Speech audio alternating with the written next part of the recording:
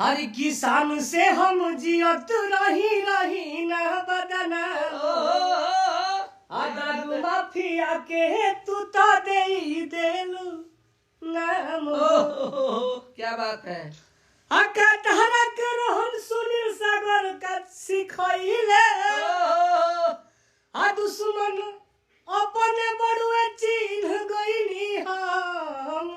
100 number dial तू ही कइलू बाड़ू बेवफा सनम।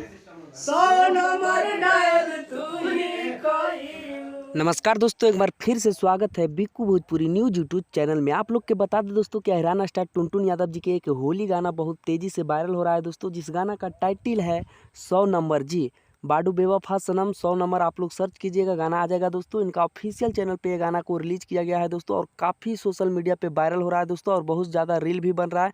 तो आप लोग भी रील बनाइए, और हमारा अपडेट आप लोग के अच्छा लगा है तो वीडियो को लाइक करके चैनल को सब्सक्राइब करके जुड़ जाएगा। यहाँ पे टुनटुन यादव की न्यूज़ मिलते रहता है दोस्तों।